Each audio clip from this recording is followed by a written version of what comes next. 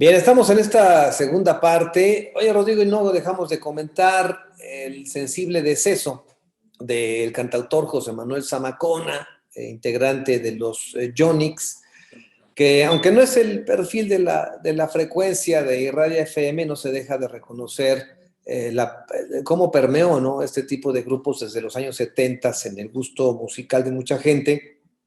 Allá en Matamoros está la figura de Rigo, que fíjate, Rigo es el precursor de los grupos, o sea, así lo podemos nosotros ubicar, y de allí surgen figuras como precisamente los Yonix, que aunque eran más románticos, pues a fin de cuentas emulaban el gran éxito del gran Rigo Tobar.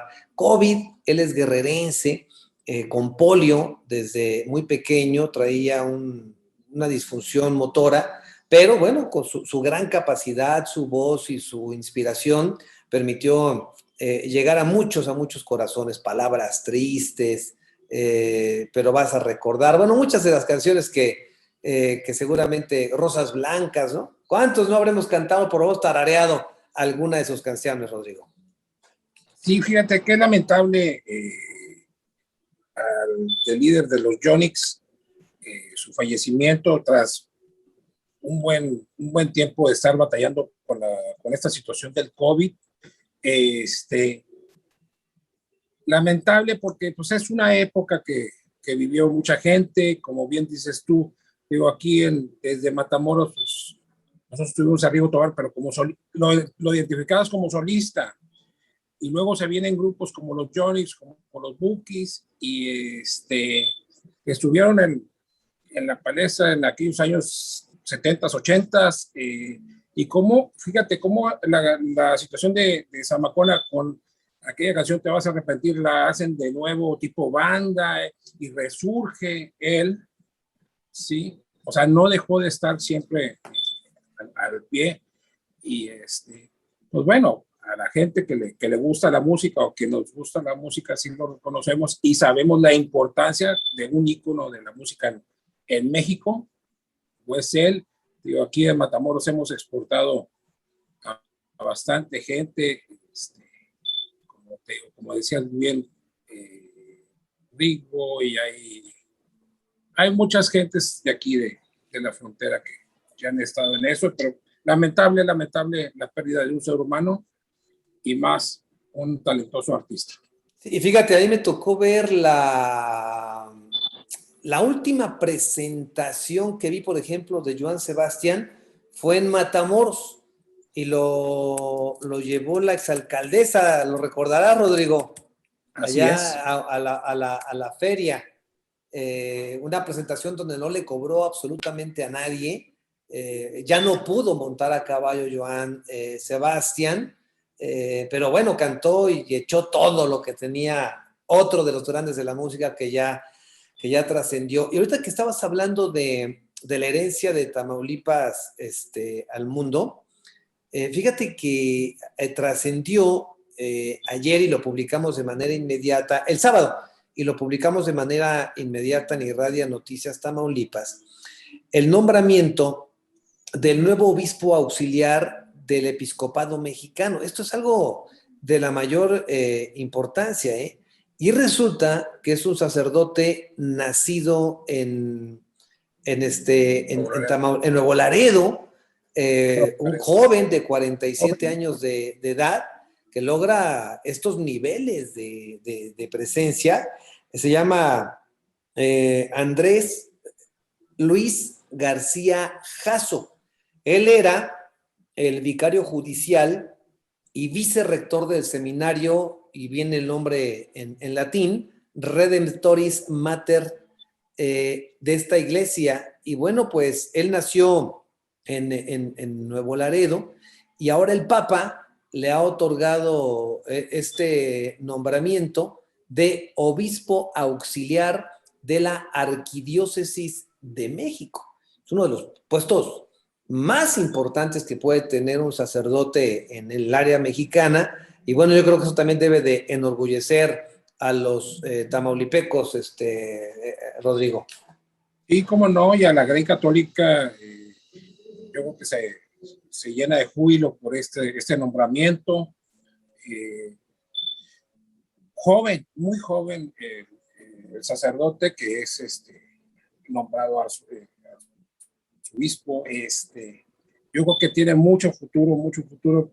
Quienes entienden la cuestión de cómo se conforma la Iglesia Católica, cuáles son los rangos y los niveles, entonces es un nivel muy alto y por su juventud tiende a llegar más arriba.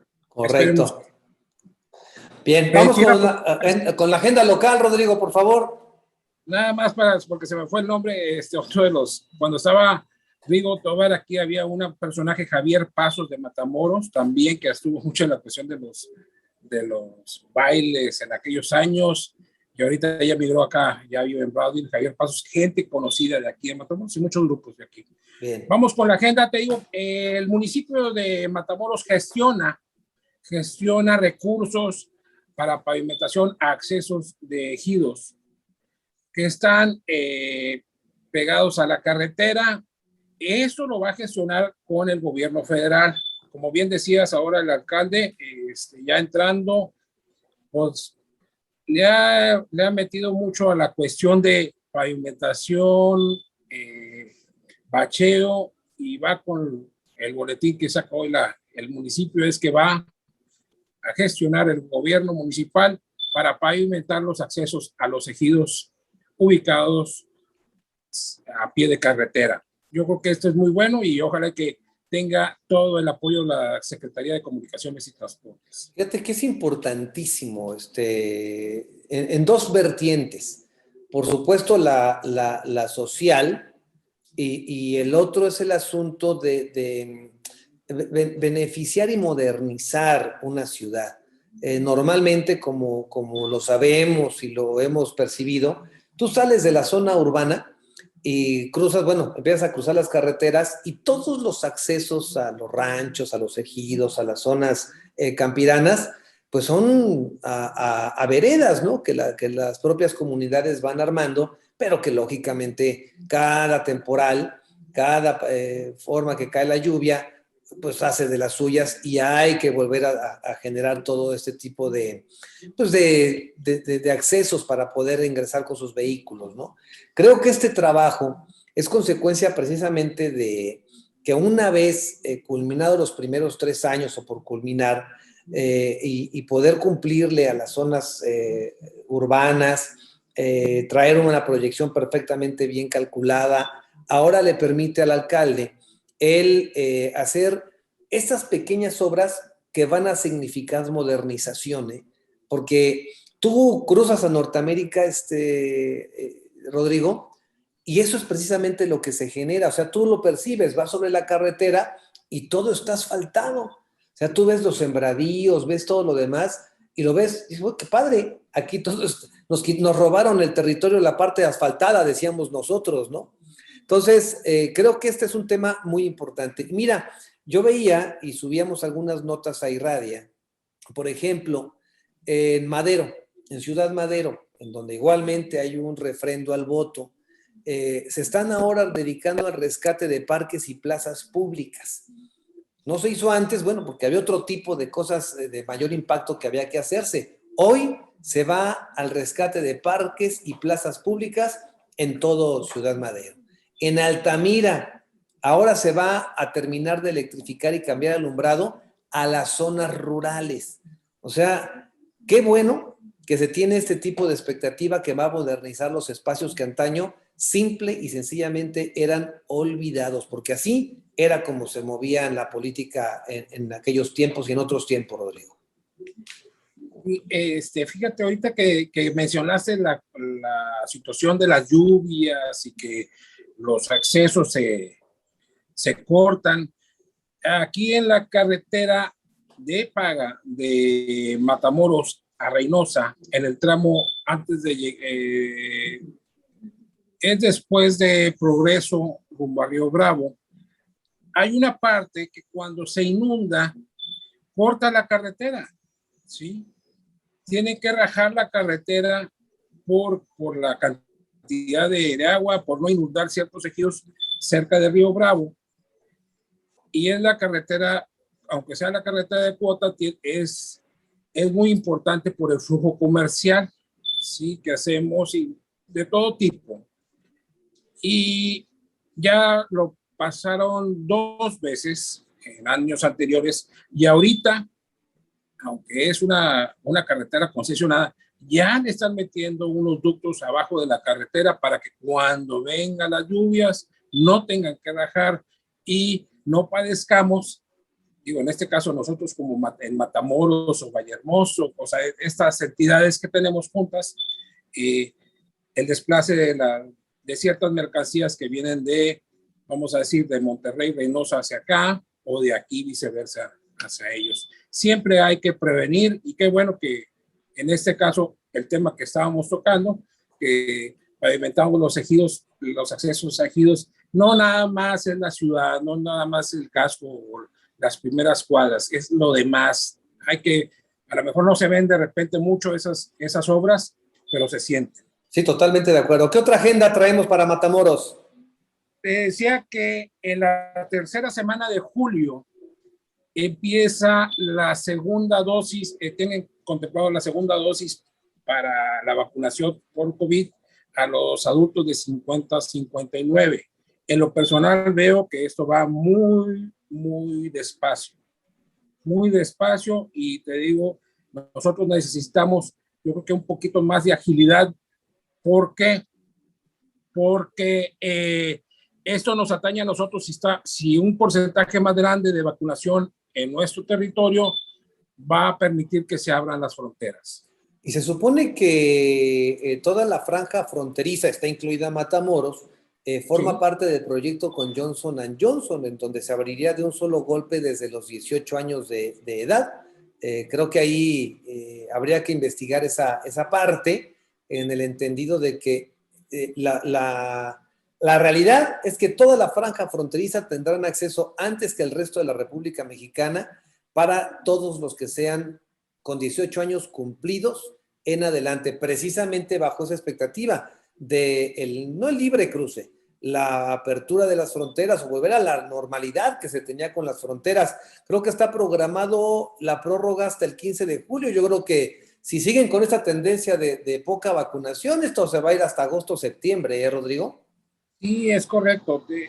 Me acuerdo que dio una declaración el canciller Marcelo Ebrard, que ahora que estuvo en Europa, que veía difícil las aperturas ¿qué más quisiera él que se aperturaran las fronteras para la gente de la frontera?